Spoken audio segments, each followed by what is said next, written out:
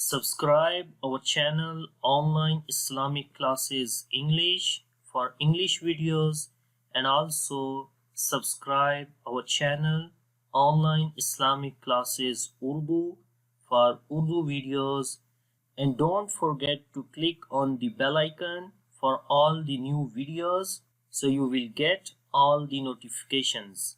أعوذ بالله من الشيطان الرجيم. بسم الله الرحمن الرحيم. Assalamu alaikum wa rahmatullahi wa barakatuh. My name is Hafiz Bilal Ahmed and you are learning Masnoon Duas. Inshallah, in this class we will start Dua for Iftar.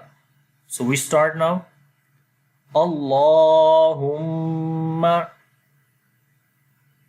Allahumma inni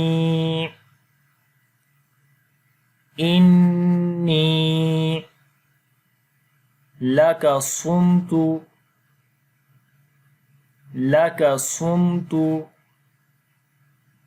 wa bika amantu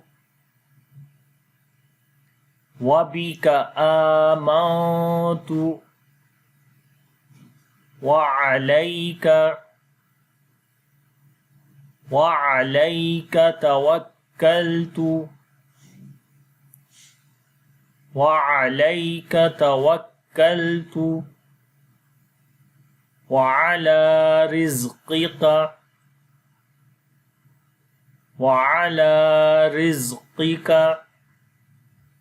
أفطرت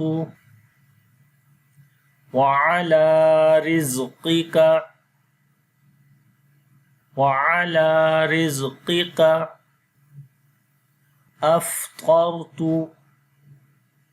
أفطرت. So we say all together.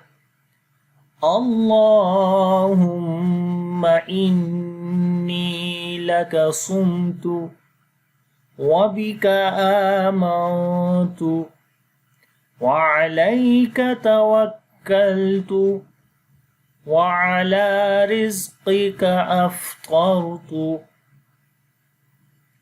اللهم إني لك صمت وبك آمنت وعليك توكلت وعلى رزقك أفطرت.